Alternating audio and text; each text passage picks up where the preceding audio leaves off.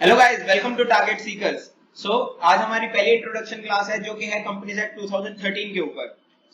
Guys, मैं आपको बता दूं ये लेक्चर आपके कौन कौन से सब्जेक्ट्स और कौन कौन सी स्ट्रीम्स के लिए बेनिफिशियल है।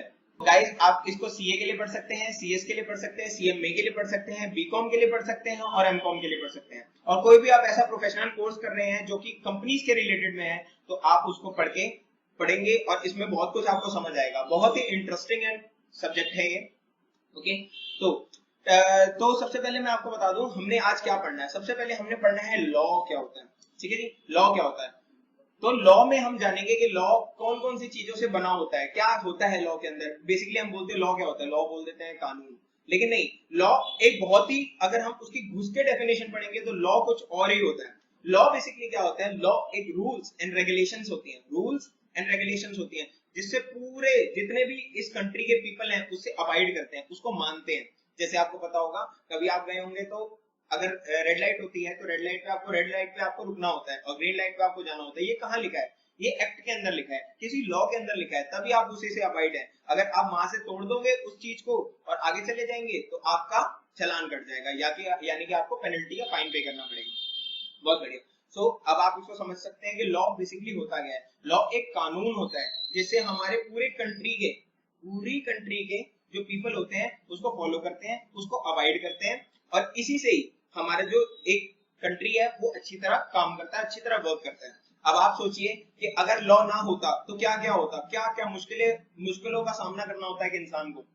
अगर लॉ नहीं होता तो क्या होता, लॉ नहीं होता तो आप किसी का मर्डर कर देते हैं, रेड लाइट तोड़ देते हैं, कोई भी आपके ऊपर किसी भी चीज की कोई भी ऊपर की अथॉरिटी नहीं होती जो आपको बोलने के लिए लायबल हो।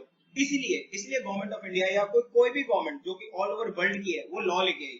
लॉ से क्या होता है, एक लॉ एक रूल्स है, ऐसी एक रेगुलेशंस है जिसके द्वारा हमारा जो पूरा जो कंट्री है वो इसको फॉलो करती है और इसको अवॉइड करती है।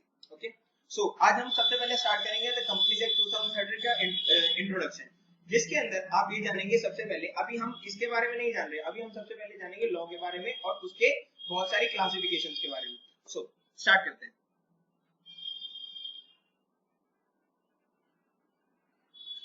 मैं आपको दोबारा बता दूं लॉ क्या होता है। लॉ होता है एक सिस्टम ऑफ रूल्स मतलब बहुत सारा सिस्टम। क्या होता है, सिस्टम एक इंटीग्रेटेड वर्क होता है। ये सब जो चीज रूल्स एंड रेगुलेशन इकट्ठे आते हैं और एक चीज को हमको बोलते हैं कि ये करना है, ये इस प्रीफेस में ठीक है, ये इस कॉन्टेक्स्ट में ठीक है, उसको सबको हम रूल्स एंड रेगुलेशंस बोलते हैं। The system of rules which a particular country, और आपको ये भी पता होगा कि हर कंट्री के हिसाब से अलग अलग होते हैं। किसी कंट्री के अंदर ये कुछ अलग होता है, किसी कंट्री के अंदर कुछ अलग होता है। जैसे मान लीजिए कि यहाँ पे अगर कंपनीज एक्ट होगा तो होगा बाहर वो भी कंपनीज एक्ट, लेकिन यहाँ का कंपनीज एक्ट और बाहर का कंपनीज एक्ट दोनों में बहुत ही डिफरेंस होगा। ठीक है, the system of rules which a particular country और कम्युनिटी, कंट्री भी और कम्युनिटी भी, ठीक है, recognises and regulating the actions of it members. अब मेंबर्स का मतलब क्या है हम यहाँ जान सकते हैं। मेंबर्स का मतलब क्या है, बेसिकली जो ये कंट्री है जिसने हमको सिटीजनशिप का राइट दिया है, हम उनके लिए उनके मेंबर्स हैं। और वो जो कंट्री है वो जो भी लॉ बनाते हैं उनके सारे मेंबर्स पे लगता है, मतलब हम सिटीजन के ऊपर भी लगता है। ठीक है, तभी ऐसा नहीं है कि कोई अंग्रेज आ जाएगा या कोई फॉरेनर आ जाएगा या कोई भी कंट्री से आ जाएगा तो वो रेड लाइट क्रॉस कर देगा। एक कंट्री के रूल्स एंड रेगुलेशंस होते हैं, उसको अगर वो तोड़ते हैं, ब्रीच करता है उसका, तो हमको फाइन या पेनल्टी पे करनी पड़ती है। आगे बढ़ते हैं।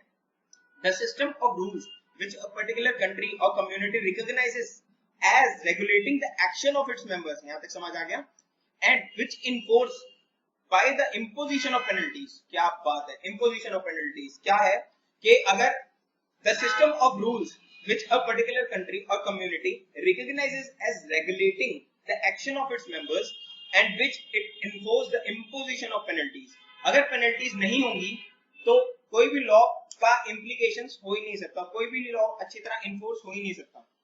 ओके, पेनल्टीज होना बहुत जरूरी है। अगर पेनल्टीज होंगी तभी कोई डर होगा कि भाई मेरे को जेल हो जाएगी, मेरे को मॉनेटरी फाइन पे करना पड़ेगा।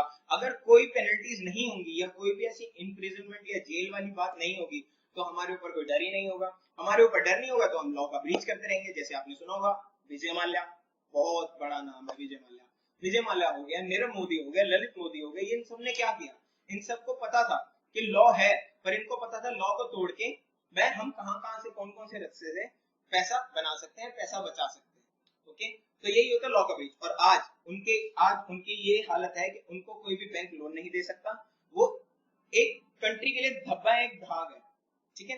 ओके, तो हमने समझ लिया व्हाट इज लॉ। लॉ से आपको बहुत कुछ समझ आ गया होगा कि लॉ बेसिकली होता क्या है, ठीक है। तो हम आगे बढ़ते हैं अपने कंपनीज एक्ट के इंट्रोडक्शन की तरफ, या फिर कोई भी एक्ट के इंट्रोडक्शन की तरफ। अब यहाँ लॉ समझ लिया, अब मैं आपको बताता हूँ द कंपनीज एक्ट 2013। इससे ही हमको बहुत कुछ सीखने को मिलता है। ये जो वर्ड, जो ये फ्रेज है, इससे हमको बहुत कुछ सीखने को मिलता है। द कंपनीज एक्ट 2013 में आया था, नाम है इसका द कंपनीज एक्ट, ठीक है। ये वाली चीज जैसे कि आपने कभी पढ़ा होगा या कभी नहीं पढ़ा होगा, तो मैं जरूर आपको पढ़ाऊंगा, द कॉन्ट्रैक्ट एक्ट 1872। तो वो आया था 1872, जब हमारे दादाजी दादी जी होते थे, तब आया था वो एक्ट, कॉन्ट्रैक्ट एक्ट 1872। उसके बाद आया था सेल्स ऑफ गुड्स एक्ट 1930। उसके बाद उसके एक और एक्ट का नाम बताएंगे जिसका नाम है नेगोशिएबल इंस्ट्रूमेंट्स एक्ट 1881, ठीक है। तो ये बहुत सारे एक्ट्स थे। ये एक्ट आए, इनके अंदर कई ऐसे रूल्स लिखे थे, कोई ऐसी बातें लिखी थी जिनके द्वारा हमको काम करना चाहिए और हमारी कंपनीज या फिर हमारे जो भी मर्केंटाइल चीजें हैं, जो भी ट्रेड से रिलेटेड है, तो वो करेंगे, ऐसे करेंगे जो कि उन रूल्स के अंदर लिखी हुई है। ओके सर, तो आगे चलते हैं। तो लॉ हमने समझ लिया, द कंपनीज एक्ट का इंट्रोडक्शन हम देख लिया कि इनको पढ़ते कैसे। द कंपनीज एक्ट अलग, 2013 जब वो एनफोर्स हुआ था तब अलग। तो अब लॉ के अंदर और कौन कौन सी बातें होती हैं लॉ के अंदर? What does law means law एक एग्जॉस्टिव डेफिनेशन है, एग्जॉस्टिव डेफिनेशन। अब आप ये सोच रहे हैं कि एग्जॉस्टिव क्या होता है? एग्जॉस्टिव बेसिकली होता है जिस ऐसे डेफिनेशंस में कुछ और चीज इंसर्ट इंक्लूड नहीं कर सकते, कोई भी ऐसी चीज जिसमें कोई भी इंक्लूड या इंसर्ट चीज नहीं कर सकते, तो वो होता है एग्जॉस्टिव। ओके, एग्जॉस्टिव होता है। तो जो लॉ है वो एक एग्जॉस्टिव डेफिनेशन है, और इसी के एक अपोजिट साइड उसको बोलते हैं इंक्लूसिव। इंक्लूसिव एक ऐसी डेफिनेशन होती है जिसके अंदर आप इंक्लूड करते हो, जिसके अंदर आप इंक्लूड करते हो। जैसे कि ऐसी एक एग्जांपल के तौर पे हम लेते हैं गुड्स इंक्लूड्स, इस ये हो गई इंक्लूसिव डेफिनेशन, और गुड्स मींस ये हो गई आपकी एग्जॉस्टिव डेफिनेशन। मींस आ जाएगा जहां पे, वहां पे एग्जॉस्ट हो जाएगी बात, और कुछ इंक्लूड नहीं हो सकता। लेकिन जहां पे इंक्लूड्स आ गया, वहां पे ये और चीजें हम इसके अंदर इंक्लूड कर सकते हैं, इंक्लूड कर सकते हैं। ओके ओके, तो लॉ एक एग्जॉस्टिव डेफिनेशन है। अब आप समझ गए होंगे एग्जॉस्टिव का मतलब क्या होता है और इंक्लूसिव का मतलब क्या होता है। तो लॉ एक एग्जॉस्टिव डेफिनेशन है जिसके अंदर सिर्फ ये 6 चीजें आएंगी। कितनी चीजें आएंगी? 6 चीजें आएंगी। 6 चीज, सिर्फ ये 6 चीज, कोई सातवीं चीज लॉ के अंदर नहीं आ सकती, इसलिए एग्जॉस्टिव है। तो हम पढ़ते हैं उन 6 चीज का। सबसे पहले एक एक करके हम पिक करेंगे, और पहले हम सबको एक पढ़ लेते हैं, फिर हम एक एक करके सबको पिक करेंगे। तो सबसे पहले होता है एक्ट, एक्ट, ठीक है, जैसे कंपनीज एक्ट 2013। दूसरा होता है रूल्स, रूल्स जो कंपनी एक्ट के अंदर रूल्स लिखे हैं उनके सबऑर्डिनेट होते हैं, रूल्स बोलते हैं उनको। रेगुलेशंस, ठीक है जी, बायलॉज, ऑर्डिनेंसेस, ऑर्डर, ये 6 चीजें। एक बार हम दोबारा रिपीट करते हैं, act, rules, regulations, bylaws, order और ऑर्डिनेंसेस। ओके सर, आपको ऐसा नहीं है कि इसको बिल्कुल उसमें सीक्वेंस में याद करना है, सीक्वेंस में याद करने की कोई जरूरत नहीं है। आप बस ये याद करिए कि इसके अंदर 6 चीजें होती हैं, और ये नहीं है कि ये क्लास कोई भी वेस्ट है। इस क्लास से ही आपका एक नींव बनेगी, जिससे आपको पता चलेगा कि आगे जाके आपको लॉ में लॉ पढ़ते कैसे हैं, लॉ को इंटरप्रेट कैसे करते हैं, और सब चीज आपको पता चलेगा कि लॉ में कैसे कैसे क्या क्या काम होता है। क्योंकि आपने सुना होगा कि हर बंदे की इंटरप्रिटेशन अलग होती है। 2 जज सुप्रीम कोर्ट में बैठे हैं, 2 चेयर करी हुई हैं, जो जज वहां पे बैठे हैं वो एक अलग सोचते हैं, वो अलग सोचते हैं, वो उन दोनों की इंटरप्रिटेशन है, ठीक है। तो ऐसे ही लॉ एक एग्जॉस्टिव डेफिनेशन है जिसके अंदर 6 चीजें आती हैं। मेरे साथ साथ बोलिए, act, rules, regulations, bylaws, ordinances and order. बहुत इजी, बहुत इजी। अब हम एक्ट को, रूल्स को, रेगुलेशंस को, बायलॉज को, ऑर्डिनेंसेस को और ऑर्डर्स को पिक करते हैं वन बाय वन, ठीक है जी। चलो, एक्ट क्या होता है ये मैं आपको पावर पॉइंट प्रेजेंटेशन एनेक्स कर दूंगा आपके इसके साथ, आप अटैच कर दूंगा, आप बिल्कुल उसको देख सकते हैं, ठीक है। ओके, सबसे पहला आता है एक्ट। एक्ट जो कि बहुत ही इंपॉर्टेंट, बहुत ही मतलब जानने वाली चीज है। कई लोगों को, कई ऐसे क्वालिफाइड अकाउंटेंट्स भी है, कोई एलिगल क्वालिफाइड कंपनी सेक्रेटरी भी है, क्वालिफाइड चार्टर्ड अकाउंटेंट्स भी है, जिनको ये नहीं पता कि एक्ट क्या होता है। उन्होंने पूरा एक्ट पढ़ रखा है, उनकी इंटरप्रिटेशन भी अच्छी है, पर जो नींव है उनकी वही स्ट्रांग नहीं है। तो सबसे पहले हम जानेंगे कि एक्ट क्या होता है। एक्ट, एक्ट कहीं भी 2 तरह के एक्ट होते हैं, ऐसे कर लीजिए, एक्ट बनाइए, उसके बाद 2 हिस्से निकालें, उसके एक तरफ लिखें कि एक्ट सेंटर एक्ट भी हो सकता है और एक्ट स्टेट एक्ट भी हो सकता है। एक्ट सेंटर एक्ट कौन सा होगा, जैसे द कंपनीज एक्ट 2013, ये ऑल ओवर इंडिया सभी स्टेट्स पे लगता है, सभी यूनियन टेरिटरीज पे लगता है, तो ये होता है the companies act 2013 is equal to centre act. ठीक है जी। अब आपने सुना होगा कि एमसीडी जो म्युनिसिपल कॉर्पोरेशन ऑफ दिल्ली है, वो उस पे जो एक्ट लगता होगा वो सिर्फ दिल्ली का ही लगता होगा, या फिर आप मान राजस्थान इलेक्ट्रिसिटी, ठीक है, ये जो एक्ट है सिर्फ राजस्थान पे लगेगा। ठीक है, तो वो जो एक्ट होते हैं जो एक पर्टिकुलर स्टेट पे लगते हैं उनको बोलते हैं स्टेट एक्ट। क्या बोलते हैं जी? State act. अब हम बाइफरकेशन देखेंगे कि सेंटर एक्ट और स्टेट एक्ट की क्या क्या बाइफरकेशंस है। ठीक है जी। जो सेंटर एक्ट होता है वो पास करती है पार्लियामेंट। कौन पास करता है? पार्लियामेंट। ठीक है, और जो स्टेट एक्ट होता है वो पास करते हैं स्टेट लेजिस्लेचर। ठीक है जी। हर स्टेट में एक स्टेट लेजिस्लेचर होता है, और आपको पता ही होगा कि पार्लियामेंट वही होते हैं जिनके अंदर दो हाउसेज होते हैं, एक लोकसभा होती है, एक राज्यसभा होती है। तो अब हम इसके बारे में समझते हैं कि ये कैसे होता है। ठीक है जी। पार्लियामेंट, अब मैं आपको समझाता हूं, आप साथ साथ नोट करते रहिएगा। पार्लियामेंट का होता है, पार्लियामेंट में दो हाउसेज होते हैं, एक होता है लोकसभा, एक होता है राज्यसभा। अच्छा, सबसे पहले मैं आपको इसकी ओरिजिन से लेके जाता हूं। सबसे पहले क्या हुआ होगा? सबसे पहले एक बिल बनता है, बिल बनने से पहले एक कमेटी बनती है। कमेटी जो हमारी गवर्नमेंट है, जो सेंट्रल गवर्नमेंट है, वो कमेटी देखेगी, एक कमेटी फ्रेम करेगी। जैसे द कंपनीज एक्ट की कमेटी है जे ईरानी कमेटी। ठीक है, तो एक कमेटी फ्रेम करते हैं, वो कमेटी अपनी रिकमेंडेशंस को एक रिपोर्ट में बना के देते हैं। कंपनी जो कमेटी होती है वो अपनी रिकमेंडेशंस को रिपोर्ट में बना के देते हैं, जिनका नाम वो देखते हैं, उनको पढ़ते हैं, और उसका नाम बन जाता है बिल। क्या बन जाता है जी? बिल बन जाता है। घर वाला बिल नहीं, ये एक एक्ट वाला बिल है, बिल बन जाता है। उसके बाद ये बिल को रिप्रेजेंट करते हैं लोकसभा में जैसे मैं लेके गया ऐसे, ये लोकसभा में हमारे जितने भी एमपीज हैं, जिनको हमने इलेक्ट किया और वो वहां जाके बैठे हैं, एमपीज वहां पे देखेंगे, उसको पढ़ेंगे, उसकी रिकमेंडेशंस लेंगे, उसके बाद जाएंगे आगे जाएगा राज्यसभा। ऐसा जरूरी नहीं है कि पहले लोकसभा ही जाए, पहले राज्यसभा भी जा सकता है, राज्यसभा गया, लोकसभा गया। ठीक है, उल्टा भी हो सकता है, या फिर ऐसे वैसे हम जो हायरार्की पढ़ते हैं वो लोकसभा और राज्यसभा की होती है। पहले लोकसभा गया, लोकसभा वालों ने अप्रूव कर दिया जी, अपनी कंसेंट दे दी, कंसेंट मतलब हामी दे दी।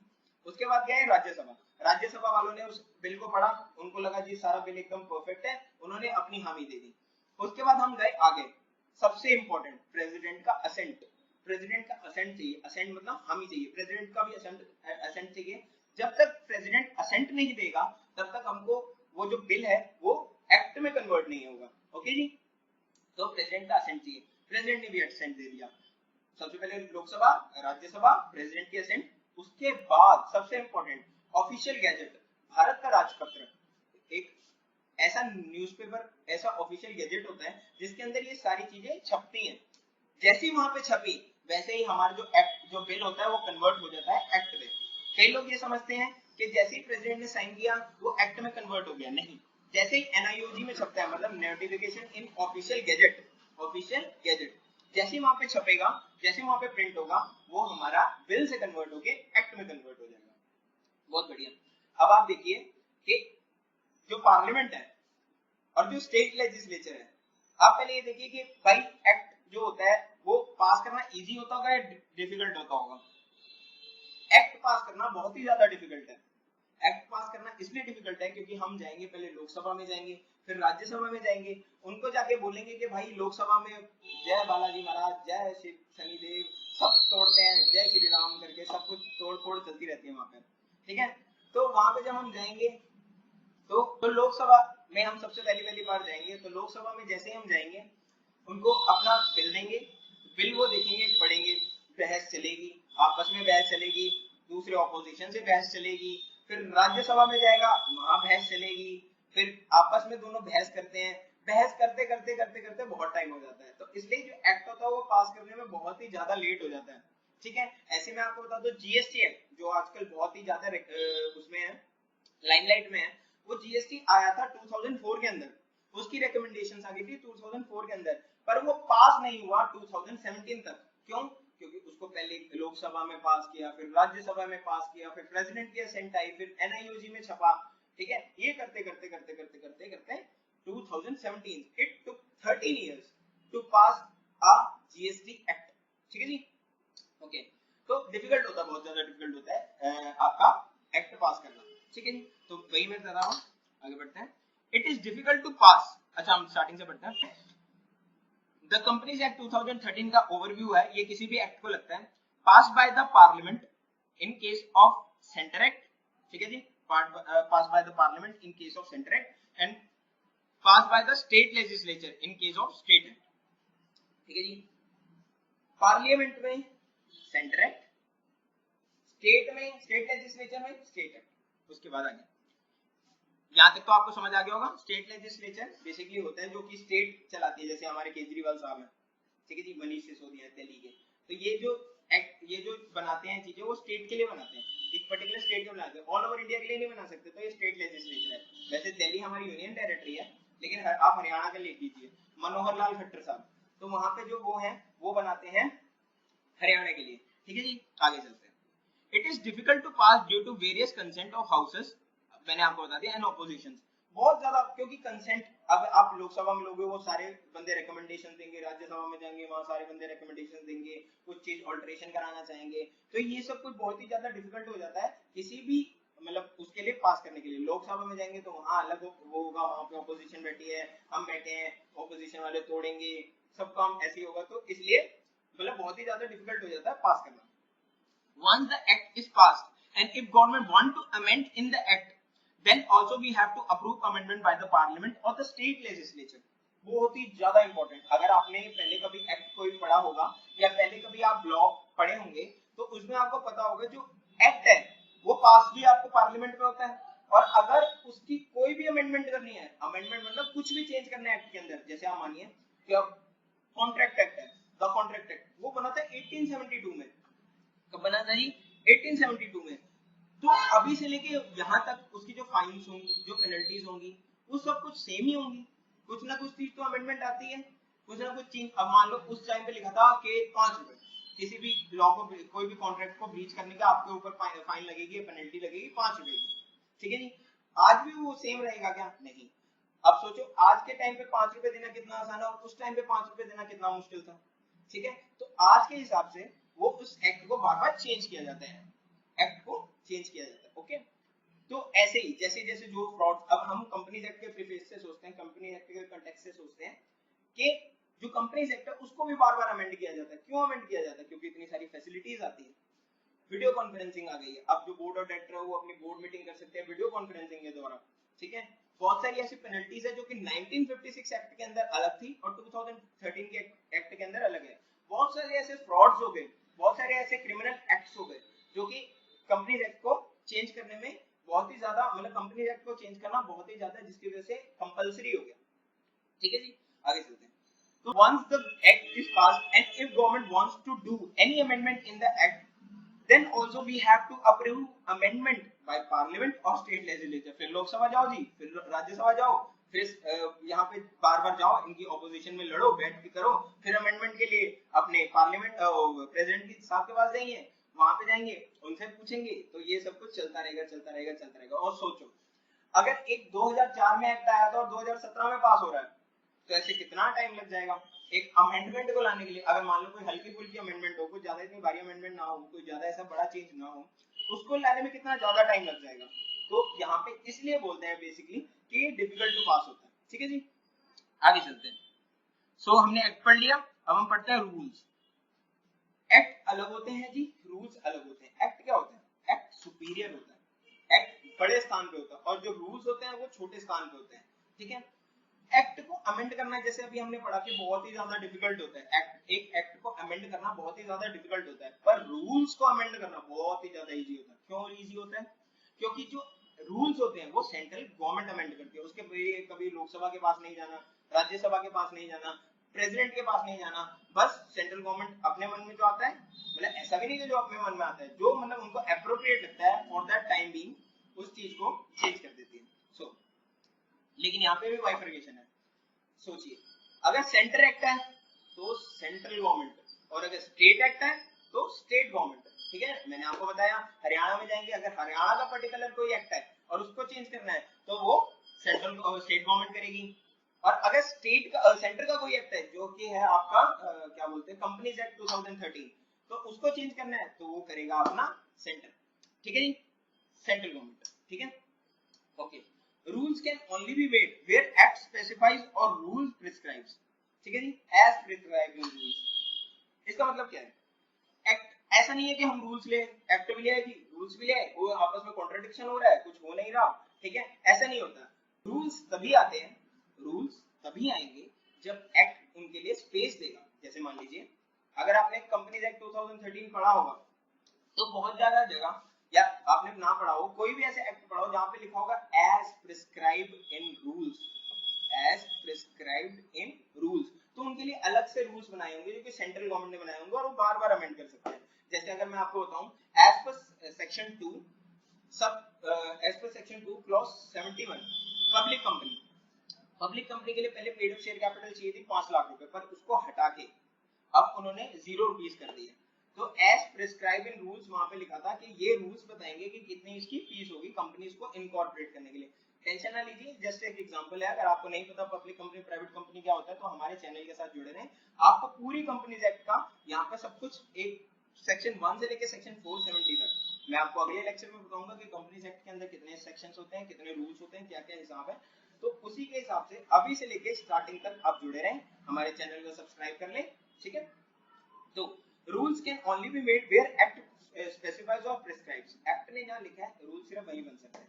ठीक है, rules are easy to pass, rules बहुत ही इजी होते हैं क्योंकि मैंने आपको बताया वहां सिर्फ सेंट्रल गवर्नमेंट के पास जाना है, यहाँ पे जाना है जी। अगर अगर ये एक्ट को अमेंडमेंट करनी होती है तो ये जाते हैं हम लोकसभा, राज्यसभा, उसके बाद क्या बोलते हैं अपना प्रेसिडेंट की असेंट लेते हैं, उसके बाद एनआईओजी में जाते हैं। ठीक है, तो ये सब कुछ बहुत ही लंबा प्रोसेस हो जाता है। ठीक है, इससे अच्छा है कि सेंट्रल गवर्नमेंट जो रूल्स बनाएगी वो रूल्स को हम इसके साथ लगाएंगे और इजीली अमेंड कर सकेंगे। सिर्फ सेंट्रल गवर्नमेंट की परमिशन चाहिए जी किसी भी रूल्स को अमेंड करने के लिए। ठीक है जी, हाँ। अब कई बच्चों के मन में डाउट आ रहा होगा कि एक्ट अलग बोल रहा है, रूल्स अलग बोल रहे हैं, तो कौन किसके ऊपर हावी होगा। ठीक है जी, कौन किसके ऊपर हावी होगा, किसकी बात ज्यादा, कौन ज्यादा सुपीरियर है, मैंने आपको पहले बता दिया कौन ज्यादा सुपीरियर है जी, एक्ट।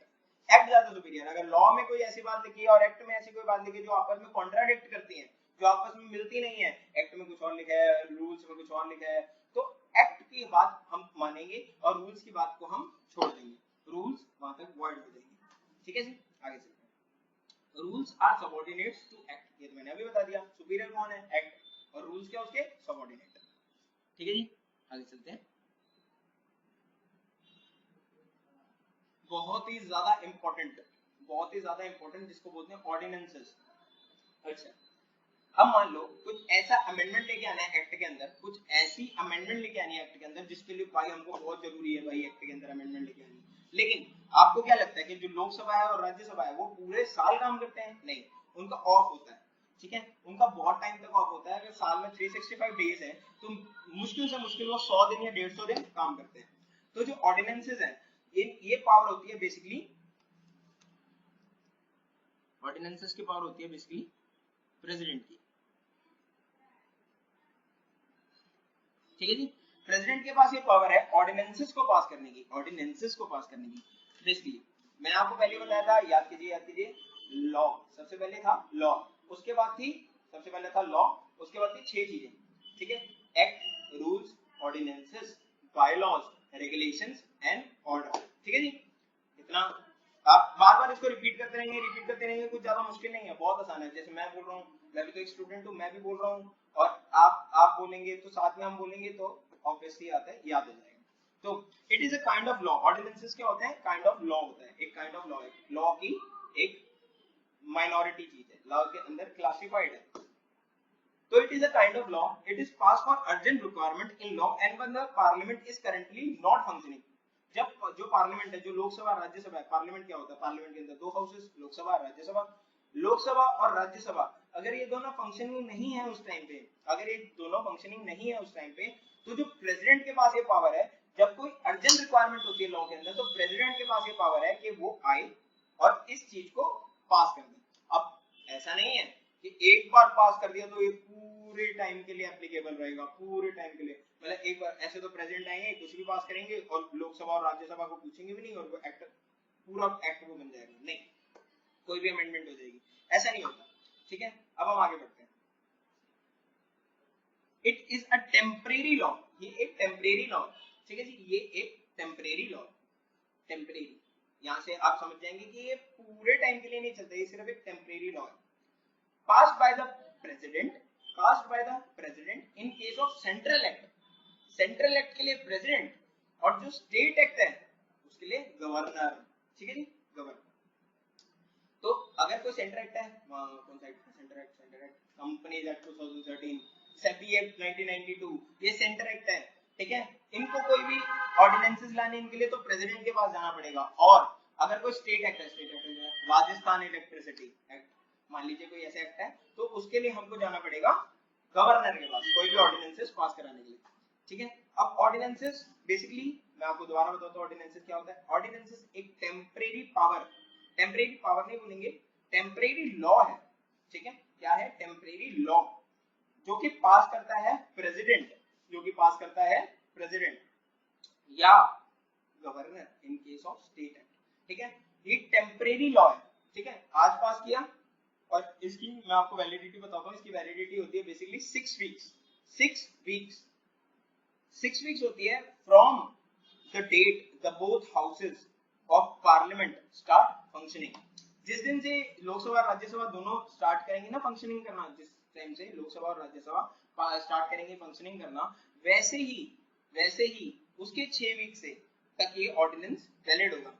और जब वो 6 वीक्स एकदम खत्म होंगे तो ये ऑर्डिनेंस क्लैश कर जाएगा, ठीक है। अब मैं आपको जरा बताता हूँ, एक एग्जांपल लेते हैं हम। एग्जांपल में क्या है, अगर लोकसभा है, ठीक है, वो बैठ रही है 10 तारीख को उसने फंक्शन किया, और राज्यसभा है वो है 12 को फंक्शन कर रही है, तो 6 वीक्स कहां से वैलिड होंगे, 6 वीक्स कहां से वैलिड होंगे, बहुत ही इजी क्वेश्चन है। 6 वीक्स कहां से वैलिड होंगे, 6 वीक्स वैलिड होंगे जब राज्यसभा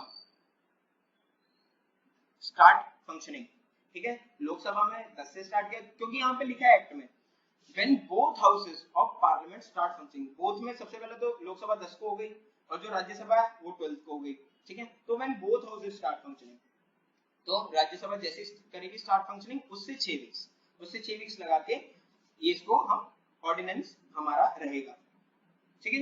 ओके, लाइक एग्जांपल लेते हैं ऑर्डिनेंस। अब बच्चे पूछ रहे होंगे ऑर्डिनेंस आता भी है, होता कंपनीज एक्ट के अंदर एक 3-4 ऑर्डिनेंस आ चुके हैं, जैसे कि the companies amendment ordinance 2019, companies amendment ordinance 2017, companies amendment ordinance 2015। ऐसा नहीं कि 2-2 साल के बाद ही आते हैं, ये ऐसा नहीं है। कंपनीज अमेंडमेंट आप एक एग्जांपल की तरह ले सकते हैं, लाइक कंपनीज अमेंडमेंट ऑर्डिनेंस 2019। ये ऑर्डिनेंस आया था, यहाँ पे प्रेसिडेंट के पास ये पावर थी, लोकसभा राज्यसभा नहीं थी, ठीक है, लोकसभा राज्यसभा नहीं थी, तो इसलिए आ गया, ठीक है। Thank you guys.